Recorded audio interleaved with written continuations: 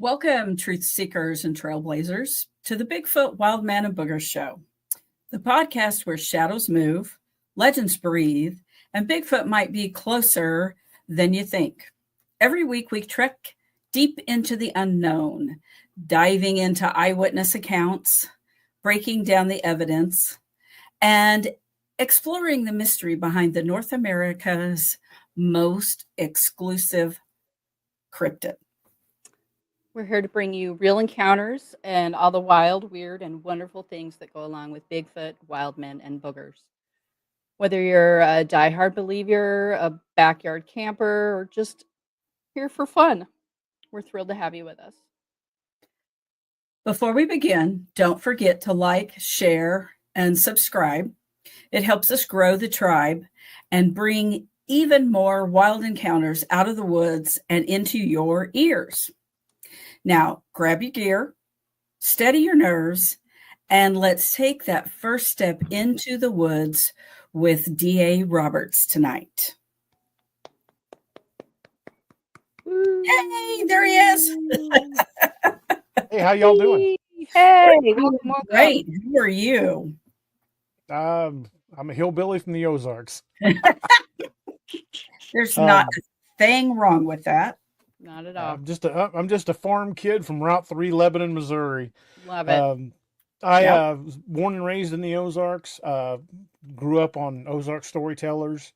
Stories of Momo the Monster, because Momo the Monster was first sighted in 1972 in Louisiana, Missouri, and we believe that is a type of Bigfoot, with maybe some regional variances, but I was born in 1970, so I grew up hearing all of those Bigfoot stories and, living on a farm in rural middle of nowhere.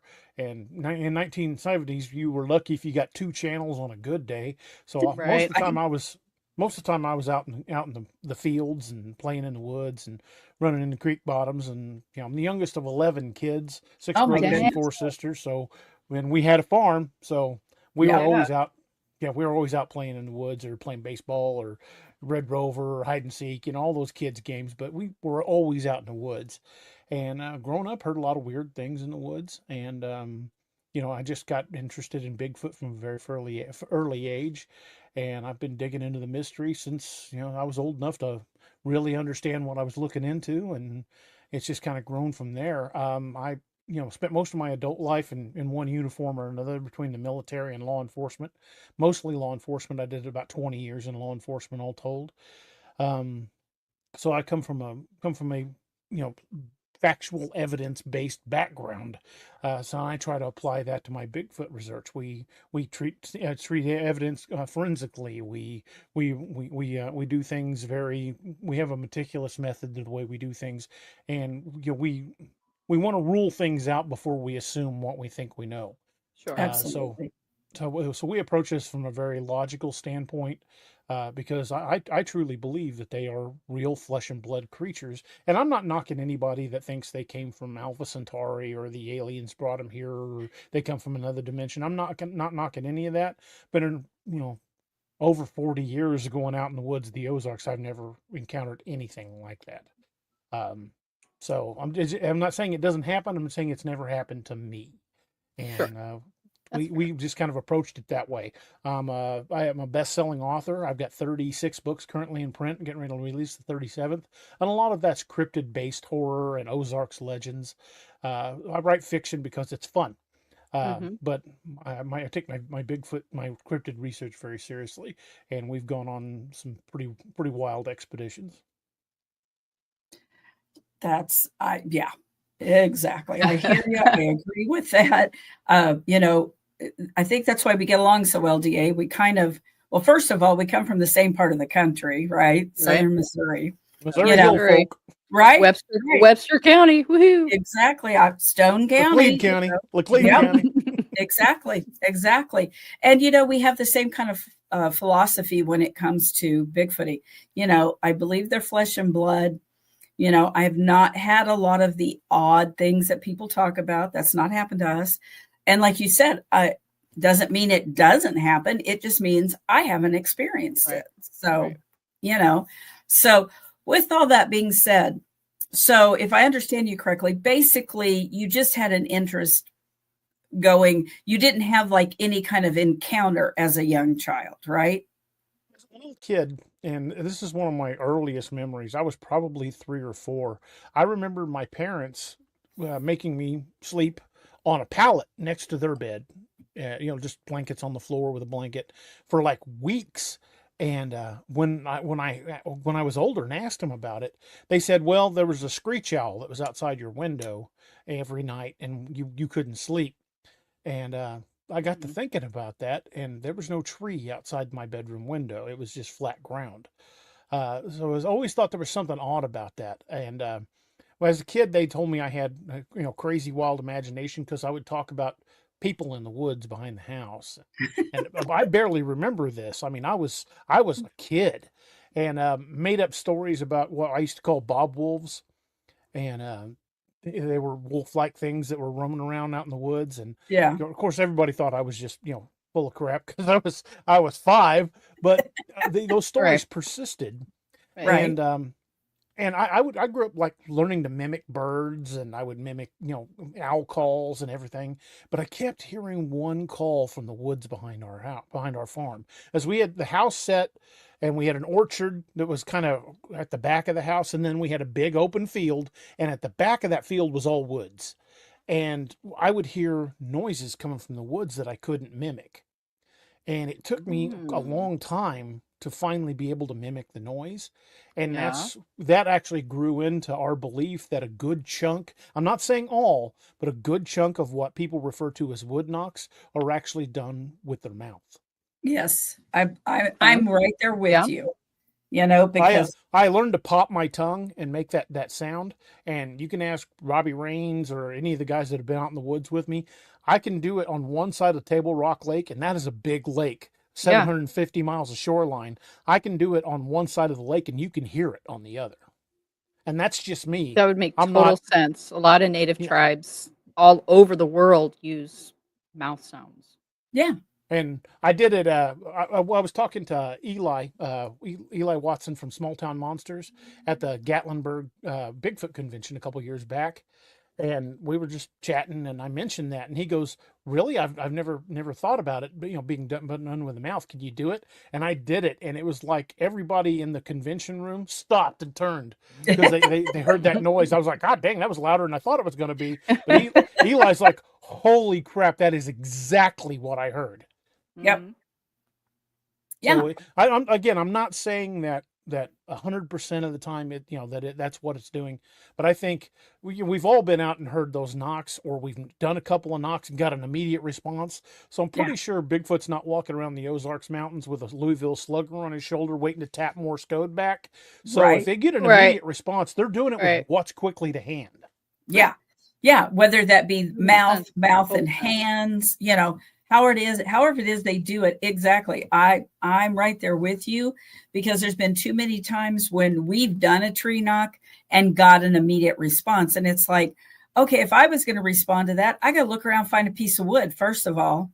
And then if it's not a good piece of wood, 90% of Right. 90% of the branches you're going to find on the ground in the woods, and you pick it up and hit it against a tree, it's They're going to mushed. explode because it's half Right. rotten. Right. Exactly. We were in the LBL last weekend, and the gentleman that was with us, he picks up a stick, and every time he hit the tree, it exploded.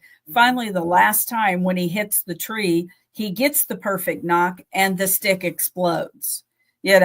And it's Short like, of grabbing a big branch and ripping it off, pretty much any branch on the ground is already going to be started to rot. yes. Yep. Yeah, exactly. I mean, if they're on the ground, they didn't fall off a healthy tree. It was already starting to rot before it even fell. So if you're picking up a stick on the ground, it's probably going to be fine for your campfire. But if you're trying to, tap out Bigfoot Morse code, it's probably not going to work more than one good solid whack. Right. Yeah, exactly. I'm right there with you. I believe that too. I think it's mouth pops, just if we're just being, logical about this and using some common sense, they're using something that they have all the time. And you're going to get to hear it. You're going to get to hear it, Marianne. You're going to get to hear it here in just Are you doing? Are you doing when I do my presentation, I'm going to do it. Okay, sweet. that'll be interesting, you know. So I'll tell a little story, and if Marty's listening backstage, she's going to get a kick out of this. I think I told her the story already, but a couple years back, for our 30th anniversary, Annette and I stayed in a cabin up in the Smokies, and it was in the middle of nowhere. I mean, it was not in a town. It wasn't like staying in a right, cabin right on the edge of Gatlinburg. The whole reason we picked this cabin is it was in the middle of nowhere, so I could have quiet to write. And the first night we got there, the cabin was built right onto the mountainside. So where the road come around, you pull into the upper level of the cabin, which was actually where the kitchen and living room was. But the way right. the cabin was built, it went down. So the bedroom and the bathroom and master bath and all that was downstairs instead of upstairs. But the mountainside was like a 45-degree angle right where that cabin was built. And really beautiful views of the valley and just like an ocean of trees. Well, the first night I go out on that upper balcony and I did my tongue pops, and just to see what would happen. Just for fun. And I didn't get any response. I was like, okay, no big deal. There's people not far from here. We're only a couple miles from people, so I figured, okay, you're probably just not going to hear anything. There's too many people around. Didn't think anything more of it. That night when we were getting ready to go to bed, we went downstairs to the bedroom, and Annette went in the bathroom, and I was sitting up on the bed reading or something. I don't know. I wasn't in sleep yet. But she goes in the bathroom on the lower floor, and hears something outside the bathroom window growl at her. And she kind of just stepped back. She said, "I think there's something out there." I'm like, "What do you mean?" She goes, "Oh, it's probably a bear." She said, "But something just growled." I'm like, "Ah, it was probably a bear." Don't think anything more of it. Not 2 minutes later, she's still in the bathroom brushing her teeth, getting ready for bed, and all of a sudden, bam, 3 times something hit the side of the cabin. And Oh now wow. I'm up. Yeah. I'm up. I grab my Glock and I'm running through the house, looking out windows, checking doors and everything. Couldn't find anything. Don't see a thing. And and in my mind, I'm thinking that's the lower part of the house. That window's probably pretty low to the ground. Wrong. Next morning, I go out on the back deck with a cup of coffee to watch the sunrise, and realized that window where she got growled at was about 12 feet off the ground, because there was the concrete foundation and everything that was built into the side of the mountain to hold the cabin up. Yeah. That bathroom window was at least 12 feet off the ground. And I'm like, what the heck? So I go to the upper deck where she's at. She was up in the kitchen. So I went back upstairs with my coffee, and I'm like, "Honey, you're never going to believe this." She's like, "What?" I'm like, "That window you got growled at is probably 12 to 15 feet off the ground." She's like, "Well, maybe a bear climbed a tree. It ain't no tree outside that window." Right. So she's like, "Okay, that's weird." So I go out on the upper deck, and I'm walking around and drinking my coffee, and I walk over to that side and move a tree branch back, and I look down and I freeze, and I'm like, "Honey, come here." She's like, "What?" I'm like, "I'm not going to tell you what I'm seeing. I want you to see it for yourself. Come look at it." She comes walking over and leans over and looks past that tree branch. And she goes, "Is that a footprint?" And I'm like, "Yeah." And even from the upper deck, about 25 feet up, that footprint was huge. So we go out. We go out the back to the where the car was parked, and I go around to that side of the cabin and have to make my way down. Now, again, I said it's like a 45-degree angle, and it's like loose soil, rocky ground. So I'm trying to make my way down this without tumbling down the mountainside. Sure. So I finally get down there with my DSLR camera, and I look at these prints, and there's like several partials and then one perfect. Probably the best print I've ever found in my life. You could see toe definition, you can see the mid-tarsal break, you can see the heel where it dug in. Perfect track. Wow. But it's on a 45-degree angle, so there's no way to cast it. So I take a crap load of pictures of this. I even put stuff in it for scale, for reference. And I'm like, "Honey, this thing's about 1.5 inches into this rocky soil, and it's going up a 45-degree angle like I'm walking on concrete." And she's like, what is it? How big is it? I said, "Well, it looks like," we kind of did a quick and dirty estimation. I said, "It looks like it's about 18 inches long, maybe closer to 20. And she's like, "Oh my God." So, and I look around, I said, I said, "Go over to the lower deck and lean out so I can see where the bathroom is on this side of the house." So Yeah. she goes downstairs and comes out to the other one and leans out, and where you could see smudges on the side of the cabin where something had hit it was about 10 feet off the ground. Oh It was not a wow. bear. It was not a bear. Something really big was standing right where those tracks were and smacked the side of the house, when it scared the crap out of her. So I got a Yeah. bunch of pictures. I go back inside, And I'm like, I'm going to run into town and to Walmart and see if I can get some casting material. I'm going to at least try to cast this. And while I'm getting dressed and finish my coffee, it just started pouring down again. Oh no. So we Here it lost the goes. track, but I got a ton of pictures. And Yeah. she looks at me and she says, "Honey," I said, "Yeah." She says, "I love you. I've been with you for 30 years. I said, "Yeah." She goes, "But if we ever go anywhere like this again and you pop your tongue, I'm divorcing you. You are forbidden from doing that anywhere we go. She said, you can only do it out in the woods when I'm not with you." I'm like, "Okay, Yeah, fair right. deal." Yep. Exactly. Wow. That's funny. That's funny. Well, now I'm banned. You're banned. Yep. I get it. Yep. Well, we were in the LBL last weekend, DA, and we got the truck slapped, as we're driving down the road. And, we get out, we're looking, same thing, there's nothing. But you've heard it. I mean, it was so loud. And, Right. we're all expecting something, and there's nothing. But there was four of us in the truck, and all four of us heard it. So, they do those weird things like that. Mm-hmm. Definitely. So, out of all your experiences and even things that you've heard, what's a story that sticks out to you? Well, I shouldn't say story, an experience somebody's had. Mine are one or a story I've heard. Okay. Probably the most terrifying experience I've ever had was there's an abandoned campground on Table Rock Lake called Combs Ferry. It's been closed for 35 years, maybe even longer. Nobody seems to know quite sure when the Army Corps of Engineers shut it down. And we've noticed there's a few others too, like Joe Bald. That campground's been shut down. Army Corps of Engineers will not let anybody open it back up. But Joe Bald, the roads are still there. You can get back in there. The roads are kind of messed up. No maintenance has been done to the park in 30 years, but you can still drive back in there. The road, like I said, roads are a little rough, but it looks like you could go in there with a grounds crew, clean it up, and go back to camping there. The old campsites are still there. A few of them are, in pretty bad shape, but most of them looks like you could go in there with a weed eater and a brush hog and go back to camping because they were all primitive campsites, no electricity to them or anything. Combs Ferry, other side of the spectrum. Don't know what happened in Combs Ferry because I can't find anybody that'll tell me. But they bulldozed it off. You can't get in there by road. And when we finally got into Combs Ferry, it looks like a nuclear bomb went off in there. It's post-apocalyptic. Every one of the campsites are just absolutely destroyed. Damn.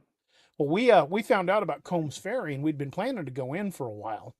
And so last year in July, we got a group together, and we decided, well, since you can't get in there by vehicle, but we've since found you can get close by vehicle. But Okay. we know that now, but we didn't at the time. We thought the only way, because it's out on a peninsula on the lake. Yeah. And it was a pretty big park. I mean, a lot of campsites. It was a big park. So since we know we can't get in there at the time, we didn't know we could even get close. We decided we're going to go in by boat. So we took a night expedition in by boat. Last July, a year ago, this last July. And when we had to go in, because we were only using a bass boat, we had to go in a couple of groups of two at a time. And then just kind of get everybody in slowly. Well, when the lake was really up last summer, I mean, it was way up. So the water was like up above where the normal rocky beach would be. It was up into the grass and into the trees. So we put in about halfway down the peninsula I believe it's on the northeast side of the peninsula. And we took 3 across the first time and almost swamped the boat. So we learned our lesson. You can't put 3 guys in there plus the driver. Right. So my son Noah, myself, and Robbie Raines were the first sets of boots on the ground. And we have to jump out in fairly thick brush and water, and then we hold the position because he's going back across the lake to get the next group. And so as soon as we hit the ground and the boat pulled away, we start hearing movement all around us. And we're getting little rocks thrown at us, and we're hearing sticks break and stuff. So again, we're all armed. Most of us on the expedition were either ex-military, retired law enforcement, or a combination. There were 7 of us went in, and of that 7, Robbie's still a cop. I'm a retired cop, ex-Army, and 2 of my old lieutenants from my last sheriff's department were with them. One's retired, one's still active, and the one that's still active is a veteran from who's been deployed to Afghanistan like 3 times. So other than my son, who hasn't been in the military, and Wyatt, the other guy that went with us, he hasn't been in the military. Everybody else is either military trained or ex-law enforcement. And we also brought my buddy Steve, who used to be a cop, and he's a registered nurse. So we got the team medic, and we got everybody else, and everybody was armed. Nice. So we're the first 3 that hit the ground was me, Noah, and Robbie, and we started hearing movement. So about 15, 20 minutes later, the boat comes back and is bringing the next 2 guys, and it backed off. So I'm thinking, okay, this is interesting, and we knew we were in it thick because the place was just massively overgrown. So the next group, I believe the next group that came in was, I think it was, I can't remember who it was. I think Steve was one of them, but I can't remember who the other one was. Next group comes in, and as soon as the boat starts backing off, the activity kind of returned, but it didn't get as close. So by the time the third and final group was on the ground, it was keeping its distance. So I'm thinking, okay, but we could tell we got movement from multiple sides. And at this point, my son Noah sets up our parabolic mic, and he starts listening. He's like, "Dad, I can hear breathing. I can hear like leaves crunching and stuff." He said, and the occasional grunt. And at the time, we didn't have the ability to record the parabolic. We do now, so we're planning another expedition. But I'm like, okay, well, let me know if that changes. So we're still hearing like, very subtle movements around us. So we move inland from the lake until we find what's left of the old camp trail. And when I find the trail, I'm just stunned. I mean, there's boulders bigger around than I can reach around in the middle of this trail. There's trees pushed over. There's just debris everywhere. And I'm like, what the hell happened to this place? I said, it looks post-apocalyptic. I mean, it's crazy. Yeah. And I said, Joe Bald is nothing like this. You can walk around in Joe Bald. You could sit down at the old picnic sites. This is completely different. And every campsite we found looked like it had just been smashed to pieces. Also, important to note, no tool marks on any of the broken concrete. None. Okay. So we're like, okay, what the hell? What is going on here? So we start, the plan was where we put in about halfway down the peninsula on the northeast side. We were going to go out to the tip of the peninsula, loop back all the way up the other side, then come back down the far side of the peninsula and have the boat pick us up where we put in. That was the plan. And that was going to take us a few hours. It was going to take hours to navigate that because it's a big peninsula. Sure. Yeah. It's scary. So yeah. So we get out to the very tip of the peninsula, and when Robbie's a band tracker. Robbie was trained by his department, sent to schools to track people. So if they've got a fugitive in his department, he's the guy they call to track him. He doesn't use a dog. He tracks the Native American way. He tracks by identifying tracks on the ground and following them. Robbie's very good at it. We get to an area where it's called a track trap. It was an area that had been wet, but now had dried up with a big open area of just dried mud. There was still a puddle at one end with some water in it, but most of it was dried. So I just stopped everybody and had Robbie come up and start looking for tracks. And we found multiple partials and one that was still submerged. It looked like it was about 17 inches long. These little Bigfoot tracks. Some of them were partials. We could see some outlines of some of them. You could make out where the toes and the heel were. So we took a lot of pictures and video of that. And Robbie, once we were done with that, we started moving on. And Robbie and Wyatt were kind of off to the side. And Robbie's like, "Hey, D.A., come take a look at this." So we get over there, and in the section of the trail, just laying in the trail, was the top from one of those those picnic tables, about 6-7 feet wide by about 12 feet long by about that thick. This is it, and it's intact. It's upside down, and it's in the middle of this trail. And we start looking, and it's about 30 yards from the table it had been torn off of. Wow. Okay.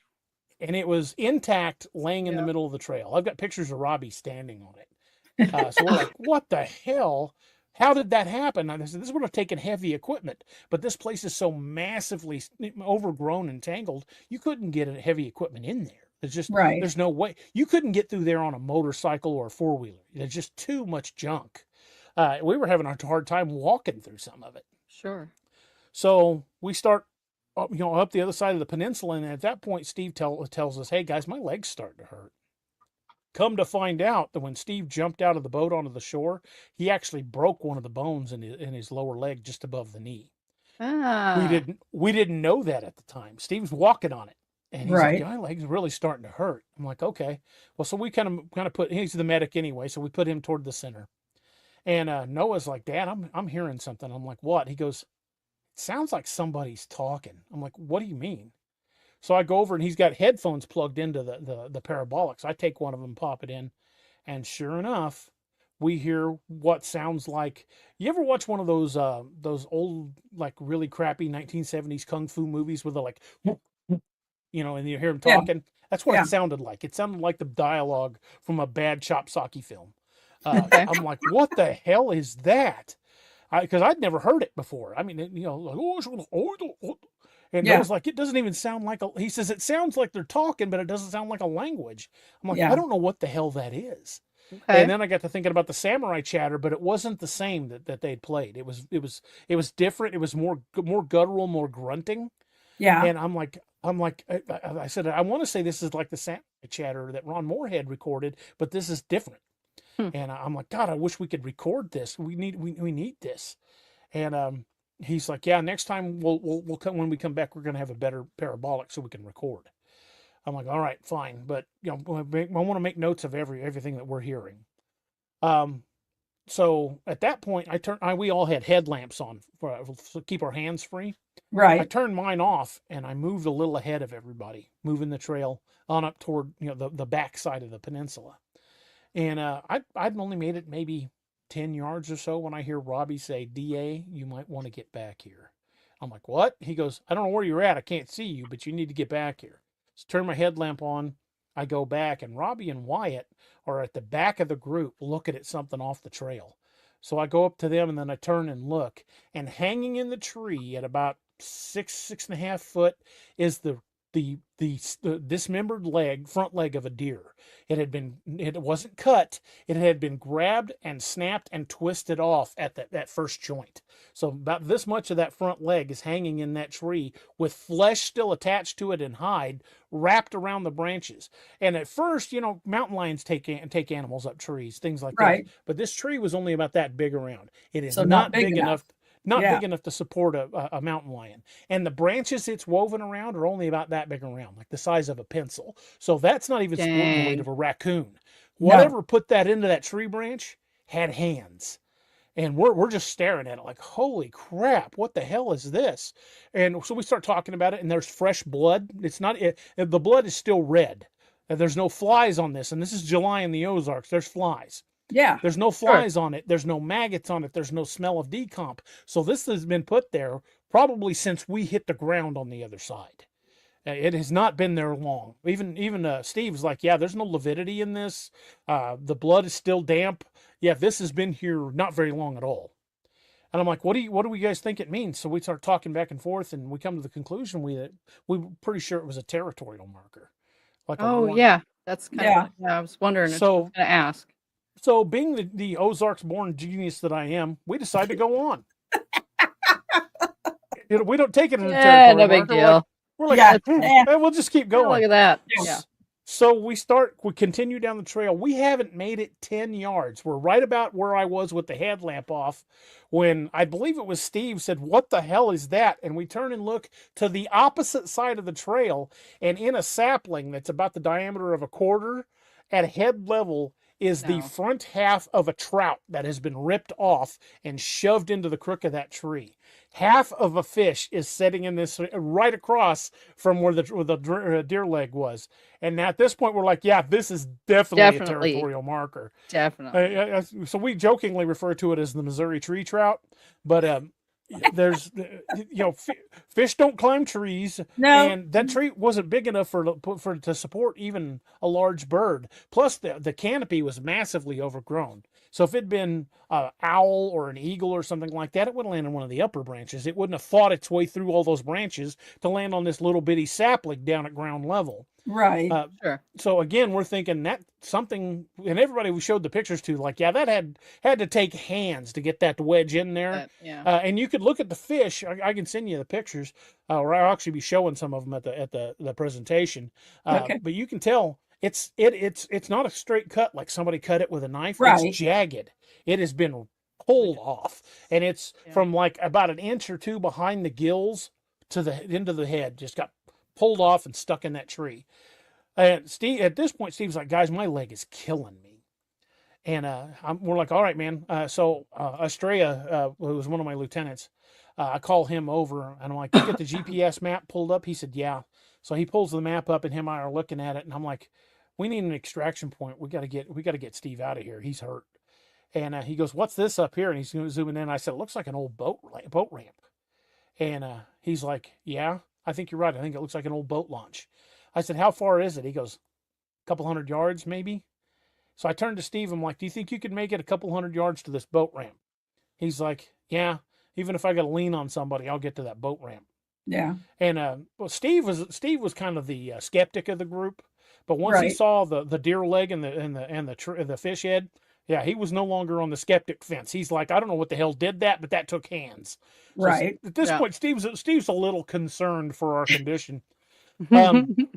So I get on the radio and call Richard, who's on the boat. I'm like, hey, do you know where the old boat ramp is? He's like, no. I said, opposite side of the peninsula, farther down from where we put in. He's like, it's going to take me half hour or so to get all the way around and over there in this boat.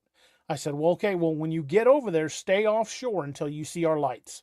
He's like, all right, no problem. So he says, I'll see you around there, probably about a half hour.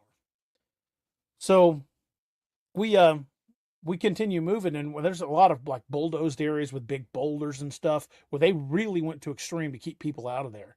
So we have to navigate those. We're helping Steve along, and no, we weren't even very far past where we'd seen the animal parts in the trees, and the activity stepped up.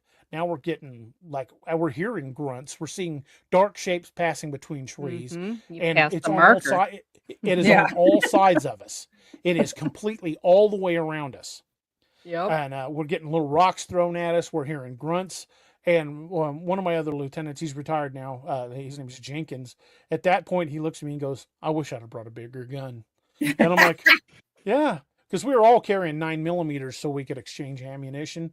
But sure. lesson learned. We only went in with pistols because we weren't sure if we were going to get caught being in there by after dark. We didn't see anybody in there but us. But anyway, we were afraid to go in with long guns because we were afraid we were going to get caught.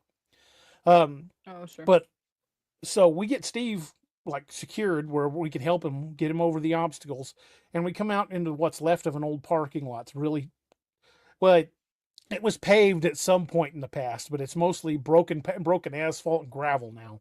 Right. And we find that old concrete boat ramp, and it's beat up too. It looks like it's been shelled, chunks of concrete missing, and it's in pretty rough shape. But we get Steve over to the boat ramp, and I look out and I can see the lights of the boat, so I signal him with my light, and he comes in. First thing we do is get Steve on the boat.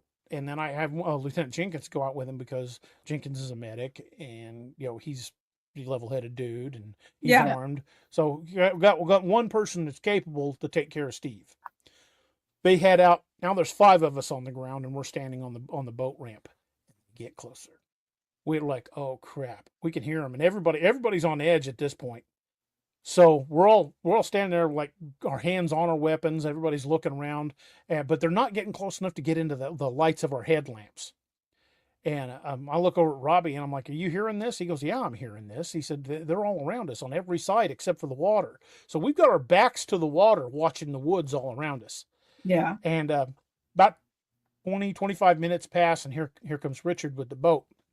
So I put Wyatt and Estrella on the boat, leaving me, Robbie, and Noah. And boat takes off. And as soon as the boat is out in the channel, they come in even closer. Now there's 3 of us. And we've already learned our lesson. You can't carry 3 people in that boat. It's going to swamp it. Shit. So I look over at Robbie and Noah. I said, well, this whole expedition was my harebrained idea. I was just thinking somebody's getting left behind. Oh my God. I said, I'll be the last one on the ground. This was my idea. I planned this for over a year. Now, I will be the last one on the ground. And Robbie's like, the hell you are. Your wife will kill me if I leave you behind. Right. I said, no, Right. she'll kill both of us if we leave Noah. So we got to get Noah out of here. And we're sitting there. And again, these things are getting a lot closer. And we're starting to get rocks, like bigger rocks. So, and the boat is taking 20, 25 minutes to get back because it's pretty far where we put in from. So by the time the boat gets back, we are standing in the water with our weapons drawn in a semicircle facing every direction we can. Mm-hmm. And they're close enough we can hear them breathing. And at this point, we're starting to get a little freaked out. I mean, we are, if, as my dad would say, if you shoved a piece of coal up my backside, you'd get a diamond out of it. Mm-hmm. Exactly. We was pretty tense. And at this point, I'm thinking one of us is going to have to stay to get the other two out. And Robbie said, if one person stays, they will not be here when the boat gets back. He said, guaranteed, if somebody stays alone, they're not going to be here. Right. And I'm like, well, this is my idea. So Robbie and I are kind of arguing back and forth over who's staying. And then when Richard pulls in with the boat, Robbie goes, do you want to risk taking all three of us at the same time? I don't think it's safe leaving one. Richard says, we're going to have to go real slow because it's a lot farther than the last time. And I'm like, all right, well, as long as we can do it without swamping the boat, let's all three of us get on. So we all three get back on the boat, and we kind of distribute the weight as evenly as we can. Mm-hmm. And Richard backs out into the channel using the trolling motors just very slowly. And we get out, and just off that peninsula, the water is well over 200 feet deep. That lake is deep. Yeah. So we back out into the channel, and Richard has one of those really bright searchlights hooked into the battery on the boat.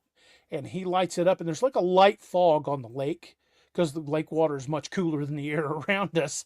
But anyway, there's a light patchy fog on the lake, and he lights up the shore where we had just been standing. And there was at least a dozen sets of eye shine between 8 and 10 feet off the ground all over where we had just been standing.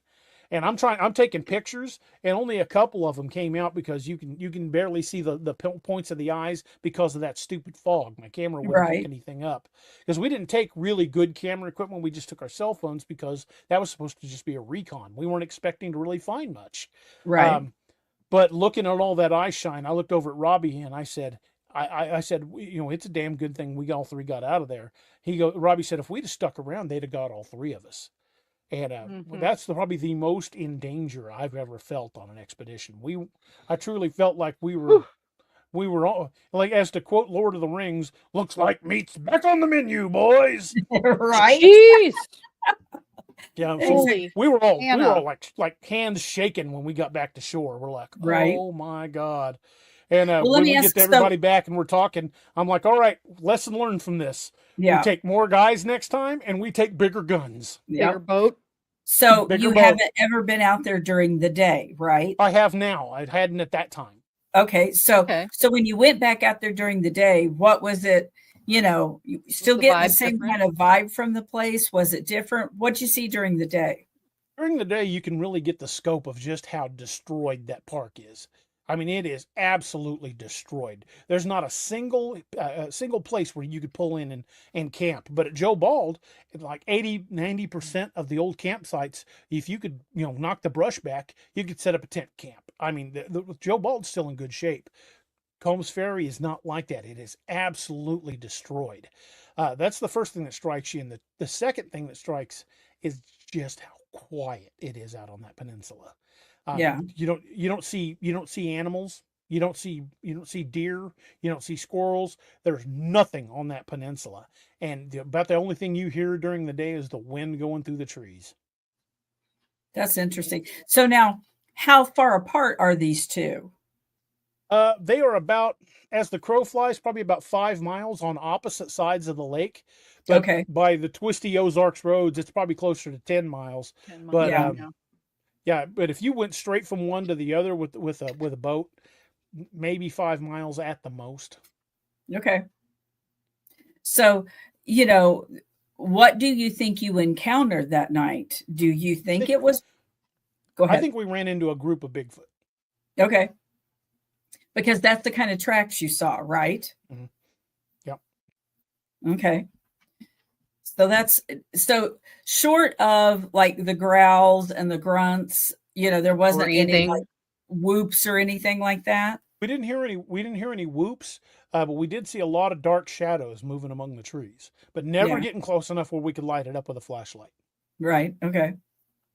That's interesting. I mean, Well, if it's so that's isolated, they're probably not as used to people, or they're more hesitant of people, And there possibly, are or more. houses out there near Combs Ferry, but not very many. right. Would be interesting to go talk to those people Oh, that sure. live For out there, sure. see what they, because they've had weird happenings, Well, Right. since we talked about that on our podcast, we've talked about that expedition a few times, but since talking about it on our podcast, I've been contacted by a few people that live in the area, and they're like, "Yeah, we hear weird Oh, crap coming out of there all the time." Hmm. okay. And it What? blows my mind that there's no, I mean, it doesn't. Um, because they've, like you said, it's been shut down, and there's no reason given anywhere why it was ever shut down. Well, Right. when we first started looking into the mysterious closings of campgrounds, and you know how the Ozarks in camping in the summertime, camping's a big thing. Yeah. A lot of people go, and it is hard to actually get a good campsite on Table Rock Lake because it's a popular destination. But for them Right. to start shutting down good campsites, because I remember as a kid camping at Joe Bald. Yeah. But for them to shut these campsites down where real estate is a premium, well, the first thing that we noticed is if you Sure. want to build a vacation home on Table Rock Lake, you're probably looking at $100,000 to $150,000 just for a half-acre plot. That's before you build. Right. So the land down there is very valuable. So we've got multiple campsites on Joe Bald with probably at least 100, 150 acres apiece shut down that they will not allow people to reopen. People have tried. Kimberling City tried to reopen Joe Bald several times and it keeps getting shut down. Army Corps of Engineers is like, nope, you're not doing it. It's our property. You're What? not developing it. And again, land's at a premium on that lake. Yeah. When Steve and I first started looking into Joe Bald, we found at least 8 different references to missing persons within that park. Most of them they claimed though they went swimming and the body was never recovered. Okay. So okay, that could account for some of it, but missing people and then they closed the park. That's a little suspicious, especially when just a few miles away, like Right. 2 or 3 miles at the most, is Ants Creek campground, and it's still open Yeah. on the same side, just down the peninsula. Right. So Ants Creek is still there, still operational, and always full. You can go down to Ants Creek at any time of the year, and it's almost always packed. But Joe Bald, just down the road, they shut it down. But then when I went to compile the references to the missing people for a book, every one of those references we found on the internet were gone. You can't find them. Huh. That's wild. And how I That's a first little heard about the abandoned park, because like I said, as a kid, we camped at Joe Bald, but I didn't really Yeah. think anything about it. Right. The first reference I heard to something different, something odd going on, was when I was still a deputy. I talked to a guy who was with our department, who used to be a deputy down there. That's Stone County. And he was telling me about it. He says, "You ever go down to the old Joe Bald campground?" I said, "Yeah, I camped down there Yeah. as a kid." He Yeah. goes, "Well, it's been shut down since like the 90s." I'm like, "Why?" I said, "It was such a nice little park." He's like, "Well," he said, "It's just a weird place." And he tells me, he says, "We used to pull down in there during our shift to find a place quiet where we could write reports." He said, "I did it all the time." He said, until one night I was backed into one of the old camp spaces typing a report, and your MDT or mobile data terminal is just to your right on the center console. Right. So he was sitting kind of sideways in the seat typing his report, Right. and he kind of got the feeling that he was being watched.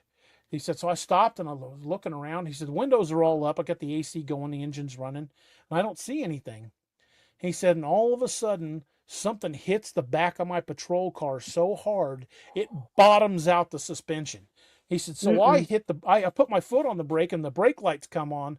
And he goes, I can't tell you for sure what it was, but all I could see was chest in the window. He said, Damn. a hairy chest filled that entire back window. And that's all I could see in the mirror.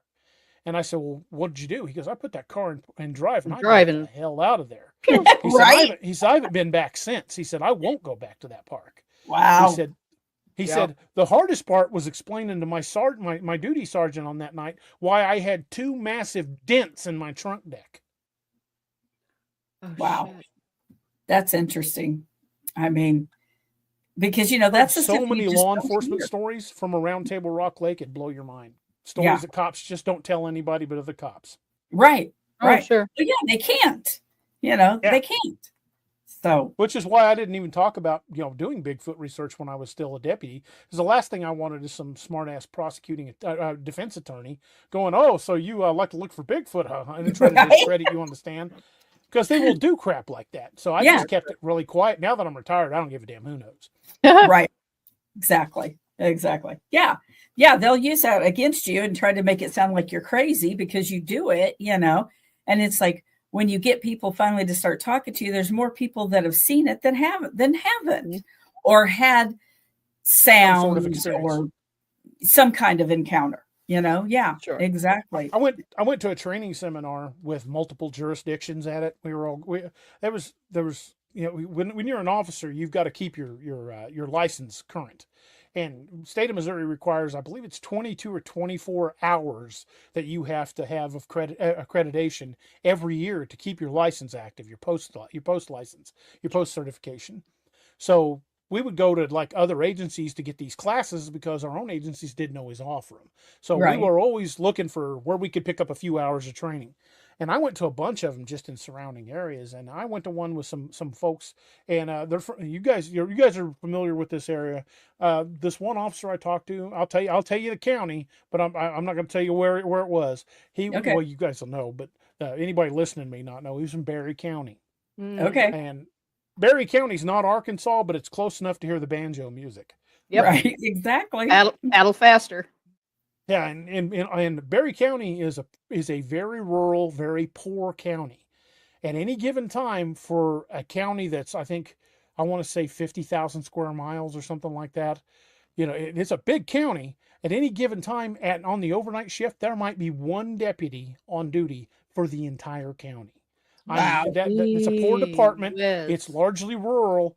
A lot of times, these guys are out there alone with no backup, and I feel for these guys. Right. And so I struck up a conversation with some of these guys, and a bunch of guys from the different departments down at this training seminar, and we're all sitting around eating lunch, and we started talking about deer hunting, which is always a good way to get people to talk about what they've been in the woods. Yeah. So we're talking about deer hunting, and I said, "You guys ever hear anything weird in the woods out here?" And they're like, "What do you mean weird?" So I told them, Define told them a weird. couple stories of things that happened to me. Like I've had deer kills taken, things like that. So I'm talking about stuff like that. And a few of them were like, "Yeah, I've heard like weird sounds out in the woods I couldn't describe and I couldn't associate or anything like that."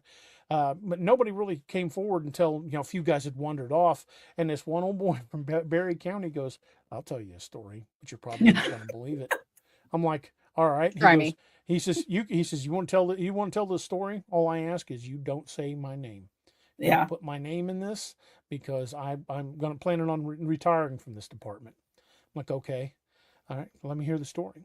And he goes, "Over here in Berry County on the backside of Table Rock Lake," he said, "there was an area I went deer hunting every year. It was in the Mark Twain." He said, "I've been hunting there every year since I was about 12. And at that time, this guy was in his 30s. And he said, I've been hunting there for, probably 20 years. I'm like, okay. He said, my dad hunted there before I did. He said, I grew up hunting that area. I know those woods well. I'm like, okay. He said, Yeah. so I just want you to know how well I know this area. I know there's black bears in the area. I know mountain lions. I've seen and heard everything I thought was in those woods. I'm like, okay. He said, well, I got out there one time about 3 o'clock in the morning to get out to my deer stand. He said, and I packed a lunch in one of those soft-sided thermal lunch boxes. Sure. Yeah. And he said, I packed me a lunch. He said, just a couple of bologna sandwiches and an apple, nothing big. He said, just so I'd have something to eat while I was out there because I was going to be out there a while. Yeah. So I get out there, climb up into my deer stand. He goes, and it was a climbing stand with a ladder. He said, I was probably 12 feet up, 10, 12 feet up off the ground. He said, maybe 15, but probably not much more than that. He said, I was pretty far off the ground. He said, I got up in there and I got all situated and sat in there and had my rifle set where I could get to it real easy. And I wrapped the strap of that lunchbox around my leg. So if I lost my grip on it, it wasn't going to fall all the way to the ground. I'm like, okay. He said, so the strap is twisted around my leg. Uh-huh. And I'm like, okay. He said, I fell asleep. I dozed off in the stand. I'm like, okay. He said, well, so I was sitting there and I had felt something tugging at my leg. Oh, He said, I didn't know. He said, I didn't know what it was. And I said, okay. He said, and again, it's still dark. He said, so I'm not getting, it's not like I've got full daylight to see any of this. Sure. He said, there's just enough light where I can see shapes. I'm like, okay. He said, I opened my eyes and looked at my leg. He says, and whatever the hell this thing was, its head was even with my knee. And it was pulling on that lunchbox. I said, what'd you do? He goes, well, I wasn't about to die over 2 bologna sandwiches and an apple. I unclipped the strap. Yeah. He said, and this thing looks at me, takes the lunchbox and turns and walks away on 2 legs. And he says, all I can really tell you is, he said, I could make out some of the facial features. He said, it says, in my mind, I'm thinking big gorilla. He said, but gorillas don't get that big. He said, and this thing walked away on 2 legs. Yeah. He says, and I sat there. He said, I swear to God, I thought I was going to pee my pants. He said, I sat there until that thing walked away. He says, and I waited till I was absolutely certain that it was gone. And I said, well, then what'd you do? He said, I got my rifle. I unhooked. I climbed down out of that deer stand. I went back to my truck and I went home. And the next day I sold my deer hunting equipment. He said, I haven't hunted since. Wow. I said, that's crazy. He said, I was a lifelong deer hunter. I said, could you take me to where this happens? He said, I'll draw you a map. And hell, while you're out there, if you want that deer stand, you can have it. But I'm not going back out there. Dang. He said, that deer stand's still out there. Wow. And that. So if you ever find yourself in Berry County, in the Mark Twain, and you find an abandoned deer stand, it might be his. You might know where you're at, right? Yeah, exactly. That's wild. He's like, I'll draw you a map. You want to go out there, but I'm not setting foot. But I'm not going back. Yeah, and hunters like that are out there all the time. They're the ones that when that happens, they're like, nope, I'm done. I'm not going back. Well, right. one of 2 things seems to be common. And this is, I've noticed it happened with me. It happened with Robbie. It happens with everybody I know. One of 2 things happens. One, they're like, nope, never going back out there again. Or they become so obsessed with finding out what the hell it is that it becomes. They gotta do it. They gotta almost keep an going. obsession. Yeah. Oh yeah. It's like, take me, show me, let's go. Exactly. Yeah. Oh yeah. I know exactly. I was on the riot team when I was with the sheriff's department. I never wanted to be the second guy through the door. I always wanted to be the one, first set of boots on the ground. And it's the same way when I go out in the woods. My mother used to say when I was a little kid that I would blunder in where angels feared to tread. And that's kind of been the hallmark of my life. Well, you're still here, so you must be doing something right. I've had a few near misses. A few. Well, so we're kind of getting to the end of our time here. So DA is going to be with us at the conference. He's going to be with us Friday night because we're doing an event, VIP event at the Elks Lodge here in Ozark. We're going to be doing a podcast with audience interaction. Where they'll be able to ask you guys, they're going to put you on the spot. They're going to write questions down. You guys are going to pull them out of the bag and you got to answer whatever it is that they ask. Yeah, so it's like fun. It's unrehearsed. It's live. It'll all be good. And then DA is going to be with us the next day at the conference. He's going to be speaking. And then he's also going to be out there camping with us. So anybody that wants to, spend some time with DA, come on out. You can get the tickets in the links. You can check it. You go to Eventbrite. If you guys want to camp with us, I still have about 6 spots left. You have to go onto Ozark Mountain Bigfoot Conference and reach out to me through there to get your camping tickets. And that's the only place that you can get your camping tickets. So, with that, DA, do you have anything that you want to promote right now? You got a new book coming out, anything like that? Sure. You can find all of my books at daroberts.net or on Amazon. I'm a multiple time Amazon bestseller. I've got a new book that's about ready to drop in the next couple of weeks. It's called Dark Frontiers, Mountain Devil of the Absarokas. And I'm looking forward to getting that book out. I just released a book last month called Lakeview Man, Dead of Winter.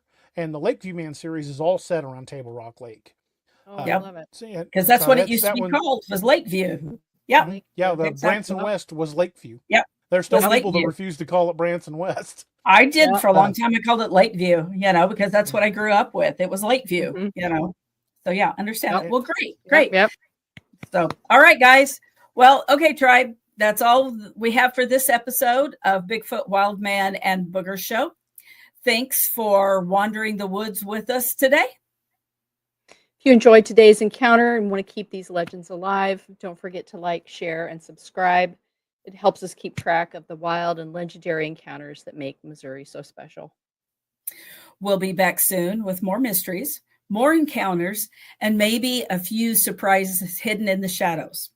Until then, keep your boots muddy, your eyes on the tree lines, and remember, show me your Bigfoot.